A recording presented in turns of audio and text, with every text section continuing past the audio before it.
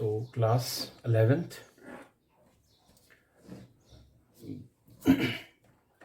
देखो, ये जो हमारा सर्कुलेशन ऑफ बॉडी फ्लूइड्स है, इसमें हम आज सर्कुलेटरी सिस्टम के जो डिसऑर्डर्स हमारे सिलेबस में हैं उन्हें लेंगे।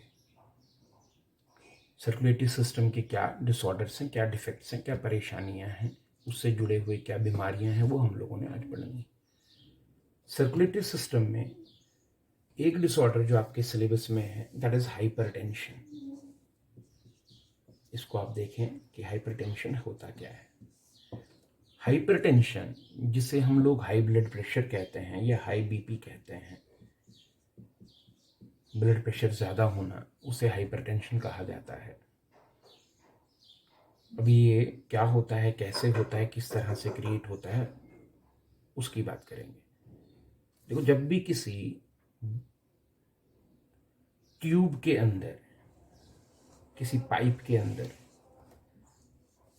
कोई फ्लूइड फ्लो करता है, तो उस ट्यूब के अंदर फ्लो करने वाला फ्लूइड अंदर से उस ट्यूब की वॉल्स पे बाहर की तरफ एक फोर्स एक्सर्ट करता है। मसलन हमारे घरों में पानी को लाने ले जाने के लिए जो रबर की पाइप होती है, उसके अंदर से जब पानी गुजरता है तो वो पानी भी उस पाइप की वॉल्स पे बाहर की तरफ एक फोर्स एक्सर्ट करता है। यही चीज़ हमारी बॉडी में भी हो रही है। हमारी बॉडी में जो ब्लड वेसल्स हैं, खून की नालियां हैं, आर्टरी और वेन्स हैं, उनके अंदर जब ब्लड फ्लो करता है तो वो ब्लड उन ब्लड वेसल्स की दीवारों पे अंदर से बाहर की तरफ एक फोर्स एक्सर्ट करता है। उसे बीपी कहते हैं। सो what is BP? Blood pressure क्या है? BP is the force exerted by blood on the walls of blood vessels. Blood pressure is the force exerted by blood on the walls of blood vessels. और ये जो blood pressure है, ये होना चाहिए, hypertension नहीं होना चाहिए, ब्लड प्रेशर ज़रूरत से ज़्यादा नहीं होना चाहिए, बट ब्लड वेसल्स में ब्लड का जो दबाव है, ब्लड का जो प्रेशर है, वो एक ज़रूरी चीज़ है। क्योंकि उन नालियों के अंदर, उन ब्लड वेसल्स के अंदर जो ब्लड का प्रेशर है, उसी की बदौलत हमारी बॉडी में ब्लड का फ्लो जो है वो मेंटेन रहता है। तो दिक्कत हमें ब्लड प्रेशर से नहीं है। ब्लड प्रेशर तो होना चाहिए, हम लोगों की बॉडी के अंदर ब्लड वेसल्स में ब्लड का दबाव रहना चाहिए, उससे सर्कुलेशन अच्छे से होती है। लेकिन अगर वो ब्लड प्रेशर ज़रूरत से ज़्यादा रहे तो फिर हो सकता है कि हमारी जो ब्लड वेसल्स हैं वो ज़्यादा ब्लड प्रेशर की वजह से फट जाएं, रप्चर हो जाएं, उससे दिक्कत होती है। नॉर्मली हम लोग ये देखें कि हमारी बॉडी के अंदर जो ब्लड वेसल्स होती हैं, उनमें कुछ आर्टरीज होती हैं, कुछ वेन्स होती हैं। कल आपको बताया था पिछले लेक्चर में। और ब्लड प्रेशर जो है वो आर्टरीज में भी होगा और वेन्स में भी होगा। देखो, ये मेरे हाथ पे आपको वेन दिखाई दे रही है। अगर मैं इस वेन को प्रेस करता हूँ तो इसके अंदर से ब्लड गुजर रहा है। जब मैं इसे प्रेस करता हूँ तो ये वापस आती है। दैट मीन्स इसके अंदर ब्लड का एक प्रेशर है। और ये यहाँ पर इस जगह पर दिख नहीं रही है, लेकिन महसूस कर सकते हैं, एक आर्टरी है जिसमें ब्लड जा रहा है। अगर हम उसको प्रेस करें, दबाएं, तो उसमें भी ब्लड का प्रेशर है, लेकिन वेन के मुकाबले में आर्टरी का प्रेशर ज़्यादा है। So arterial blood pressure venous blood pressure के मुकाबले में ज़्यादा होता है। और वजह इसकी ये है कि हमारी जो आर्टरी होती है, उस आर्टरी का जो वॉल है वो काफ़ी थिक होता है अंदर से, और इसीलिए आर्टरी के अंदर जो ल्यूमिन है, ब्लड के चलने के लिए जगह जो है वो तंग है, तो उसमें प्रेशर ज़्यादा होगा। So arterial blood pressure is much higher as compare to the venous blood pressure. और हम लोग इसीलिए जब भी बीपी रिकॉर्ड करते हैं तो हम लोग जनरली आर्टरीज का जो ब्लड प्रेशर है, आर्टीरियल ब्लड प्रेशर जो है वो रिकॉर्ड करते हैं। तो एक इंसान की आर्टरी में नॉर्मल कंडीशंस में ब्लड प्रेशर कितना होना चाहिए, वो है 120/80 mm ऑफ Hg। ये हमारा एक नॉर्मल ब्लड प्रेशर है, आइडियल ब्लड प्रेशर है। mm of Hg millimetre of mercury BP को मापने का यूनिट है। अब इसमें दो चीज़ें क्या हैं, 120/80 क्या है, तो ये जो 120 है ये हमारा सिस्टोलिक ब्लड प्रेशर है, नॉर्मल सिस्टोलिक ब्लड प्रेशर, और ये हमारा डायस्टोलिक ब्लड प्रेशर है, डायस्टोलिक ब्लड प्रेशर। ये दो क्यों होते हैं, वो इसलिए क्योंकि हम लोगों की आर्टरी के अंदर ब्लड का प्रेशर जो है वो बढ़ता घटता रहता है। जब हार्ट का वेंट्रिकल सिस्टोल करता है, सिकुड़ता है, तो आर्टरीज में ब्लड का फ्लो बढ़ जाता है। उस वक्त ब्लड का प्रेशर बढ़ के 120 हो जाता है, उसे हम सिस्टोलिक ब्लड प्रेशर कहते हैं। लेकिन जब हार्ट का वेंट्रिकल डायस्टोल करता है, रिलैक्स करता है, खुद को भरता है, उस वक्त आर्टरी के अंदर ब्लड का फ्लो कम हो जाता है, तो ब्लड प्रेशर घट के 80 रह जाता है, इसे डायस्टोलिक ब्लड प्रेशर कहते हैं। So the arterial blood pressure during the systole of the ventricle is called systolic blood pressure, and the arterial blood pressure during the diastole of the ventricle is called diastolic blood pressure. Our normal systolic blood pressure is 120 and our normal diastolic blood pressure is 80. अब अगर दोनों का difference निकालें तो वो 40 आएगा। तो ये जो 40 प्रेशर आया डिफरेंस दोनों के बीच का, इसे हम पल्स प्रेशर कहते हैं। तो इंसान का नॉर्मल सिस्टोलिक ब्लड प्रेशर 120 रहना चाहिए, डायस्टोलिक ब्लड प्रेशर 80 रहना चाहिए, और पल्स प्रेशर जो है दोनों के बीच का डिफरेंस वो 80 रहना चाहिए। मगर ये बीपी यानी ब्लड प्रेशर कोई पत्थर की लकीर नहीं है कि जो बिल्कुल चेंज नहीं होगी। इसमें फ्लक्चुएशन होती रहती है, ऊपर नीचे होता रहता है। आप ज़रा सी कोई हरकत करेंगे, सीढ़ियाँ चढ़ेंगे, उतरेंगे, दौड़ेंगे, तो आपका ब्लड प्रेशर थोड़ा सा बढ़ जाएगा, 2-4 पॉइंट ऊपर चला जाएगा, 5-10 पॉइंट भी ऊपर जा सकता है, लेकिन वो कोई इशू नहीं है, कोई गड़बड़ी नहीं है, बिकॉज जैसे ही हम रेस्ट करेंगे तो बीपी फिर से अपनी नॉर्मल पोजीशन पे आ जाएगा, नॉर्मल रेंज में आ जाएगा।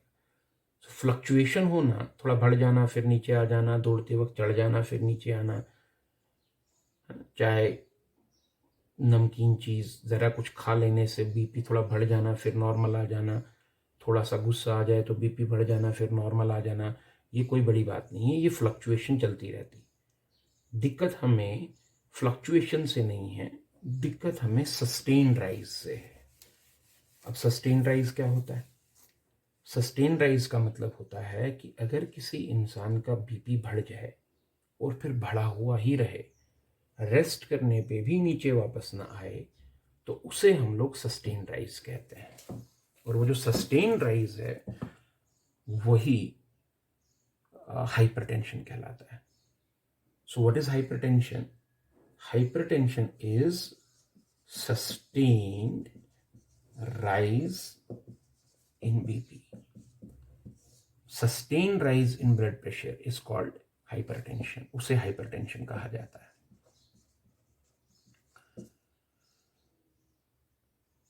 According to WHO world health organization के मुताबिक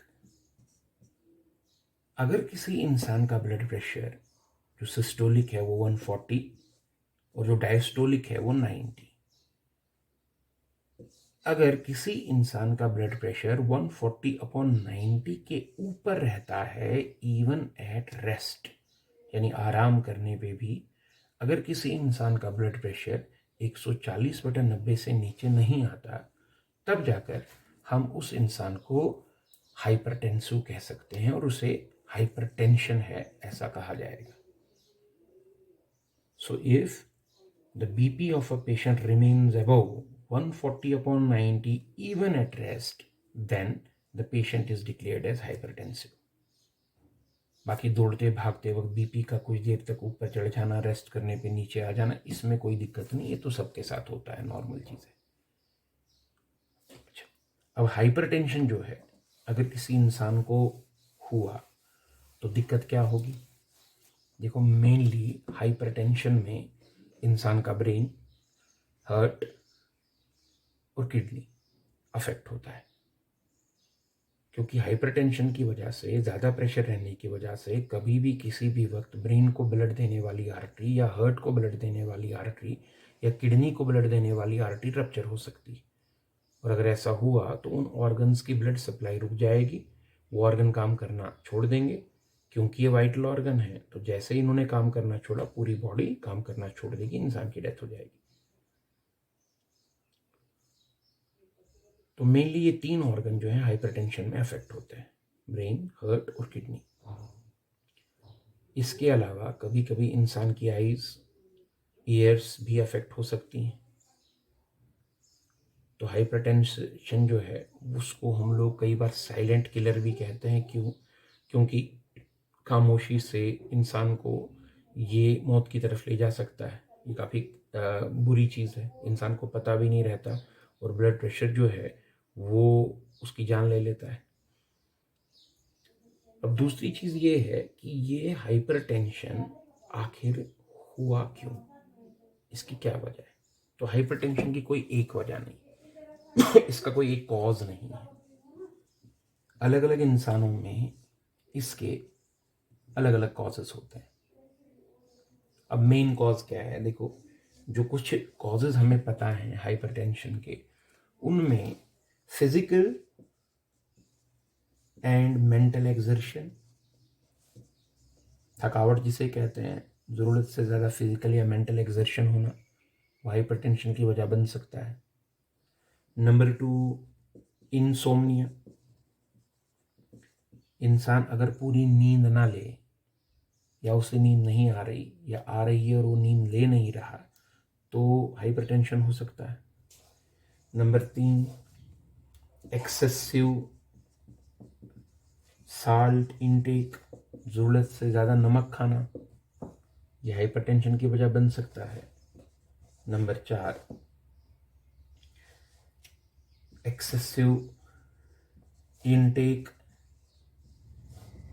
ऑफ फैट्स, जो सैचुरेटेड फैट्स हैं, घी, बटर, चर्बी वाला मीट, इस तरह की चीज़ें अगर ज़रूरत से ज़्यादा ली जाएं तो हाइपरटेंशन हो सकता है।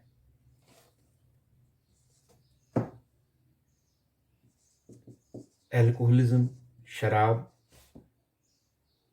का बहुत ज़्यादा इस्तेमाल करना, टोबैको एडिक्शन, तंबाकू का बहुत ज़्यादा इस्तेमाल करना किसी भी फॉर्म में, सिगरेट की फॉर्म में या किसी भी फॉर्म में, टोबैको एडिक्शन, शराब पीना, सिगरेट ज़्यादा पीना, फैट्स, रिच डाइट बहुत ज़्यादा लेना, ज़्यादा नमक का इस्तेमाल करना, नींद पूरी नहीं लेना, आराम नहीं करना, फिजिकल मेंटल एक्सर्शन जो है जिसे हम लोग कहते हैं, ऐसी कई वजहें हैं जो हाइपरटेंशन की वजह बन सकती हैं। इसके अलावा फिर किडनी डिसऑर्डर, अगर किसी इंसान को कोई किडनी डिसऑर्डर है, उसकी बॉडी में से जो पूरा यूरिन है बाहर नहीं निकल पा रहा है, तो भी उसको हाइपरटेंशन रहेगा।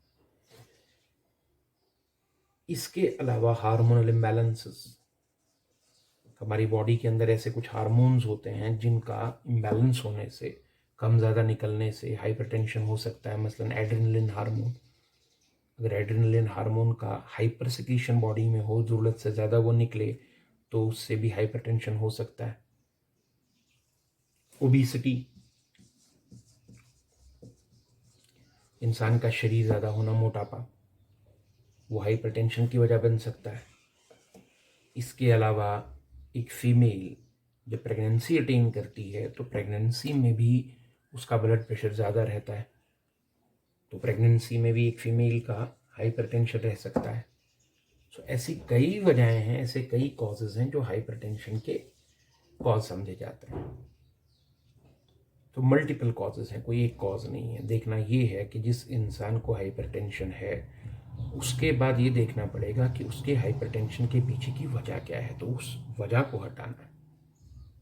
ये जो हाइपरटेंशन है जिसके पीछे कोई ना कोई कॉज समझ आता है, इस हाइपरटेंशन को हम लोग सेकेंडरी हाइपरटेंशन कहते हैं।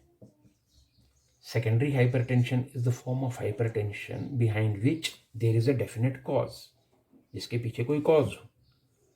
तो सेकेंडरी हाइपरटेंशन में ट्रीटमेंट के दौरान उसका कॉज समझ के उस कॉज को हटाया जाता है ताकि हाइपरटेंशन ठीक हो जाए और ब्लड प्रेशर नॉर्मल रहने लगे। तो कई लोगों का हाइपरटेंशन ऐसा होता है जिसके पीछे कोई वजह समझ नहीं आती, उसके पीछे का रीज़न जो है, कॉज जो है, वो कुछ क्लियर नहीं हो पाता किस वजह से है। उनका कोई बॉडी के अंदर इनबॉर्न डिफेक्ट है जिसकी वजह से उनको हाइपरटेंशन है, उसके पीछे का कोई एग्जैक्ट रीज़न क्लियर नहीं हो पाता है, उसे प्राइमरी हाइपरटेंशन कहते हैं। So the hypertension behind which the cause is not clear, that is called primary hypertension, and the hypertension behind which there is a cause which is clear कि किस वजह से है, that is called secondary hypertension। अब जो primary hypertension वाला इंसान है उसे तो लगातार मेडिसिन लेनी पड़ती है ब्लड प्रेशर की, लेकिन जो सेकेंडरी हाइपरटेंशन वाला है उसे मेडिसिन कुछ देर तक दी जाएगी और उसका जो कॉज है उस कॉज को हटा दिया जाएगा और फिर उसे मेडिसिन लेने की कोई ज़रूरत नहीं रहेगी। बट दिक्कत वहाँ आ जाती है जब एक इंसान जिसे सेकेंडरी हाइपरटेंशन है उसे पता है मेरा हाइपरटेंशन किस वजह से है, लेकिन उस कॉज को ख़त्म करने की बजाय लगातार हाइपरटेंशन की मेडिसिन लेता रहता है, जैसे प्राइमरी हाइपरटेंशन हो। तो ये चीज़ ठीक नहीं। अगर किसी को ओबेसिटी की वजह से हाइपरटेंशन है तो उसे लगातार हाइपरटेंशन की मेडिसिन दी जाए और ओबेसिटी को वहीं रखा जाए तो ये चीज़ जो है वो ठीक नहीं होगी। उसे अपनी ओबेसिटी को हटाना है ताकि हाइपरटेंशन खुद ही ठीक हो जाए। किसी को स्मोकिंग की वजह से हाइपरटेंशन है तो ये नहीं चलेगा कि वो स्मोकिंग भी करता रहे और ब्लड प्रेशर की टैबलेट भी खाता रहे। उसे ब्लड प्रेशर की टैबलेट अगर लेनी है कुछ देर के लिए तो ले, लेकिन साथ में उसे अपनी स्मोकिंग धीरे धीरे छोड़नी पड़ेगी ताकि हाइपरटेंशन ख़त्म हो जाए। तो ये जो हाइपरटेंशन है इसके कॉजेज़ को समझना ज़रूरी है ट्रीटमेंट से पहले। अब इसका ट्रीटमेंट क्या है? देखो, इसके ट्रीटमेंट में दो तरह की ड्रग्स का इस्तेमाल किया जाता है। एक जिसे हम वैसोडायलेटर कहते हैं और दूसरी जिसे हम लोग डायूरेटिक कहते हैं। वैसोडायलेटर्स एंड डायूरेटिक्स दो कैटेगरीज हैं ड्रग्स की जिनका इस्तेमाल हाइपरटेंशन में किया जाता है। इनमें जो वैसोडायलेटर्स हैं इनका काम करने का तरीका क्या है कि ये इंसान की जो ब्लड वेसल्स होती हैं उनको सॉफ्ट कर देती हैं, डायलेट कर देती हैं ताकि बीपी कम हो जाए। और जो डायूरेटिक्स हैं ये इंसान का यूरिन आउटपुट बढ़ा देते हैं। उस इंसान को पेशाब ज़्यादा बार आना शुरू हो जाएगा डायूरेटिक लेने के बाद, जिससे ब्लड में से एक्सेसिव साल्ट और वाटर निकल आएगा और ब्लड प्रेशर कम हो जाएगा। सो यूरिन का आउटपुट बढ़ाकर बीपी को कम करने वाली टैबलेट्स को डायूरेटिक्स कहते हैं और ब्लड वेसल्स की वॉल्स को डायलेट करके ब्लड प्रेशर को कम करने वाली टैबलेट्स को वैसोडायलेटर्स कहते हैं। तो वैसोडायलेटर और डायूरेटिक्स दो तरह की ड्रग्स हैं जिनका इस्तेमाल हाइपरटेंशन में किया जाता है। मार्केट में कई तरह के वैसोडायलेटर और कई तरह के डायूरेटिक्स अवेलेबल हैं, बट इन दवाइयों का इस्तेमाल डॉक्टर्स जैसे कहें उसी के मुताबिक करना पड़ता है। और अगर हाइपरटेंशन सेकेंडरी है तो इनका इस्तेमाल कुछ ही देर तक किया जाए, साथ साथ में अपनी हाइपरटेंशन के पीछे का कॉज जो है उसे हटाना ज़रूरी है। So this is all about hypertension.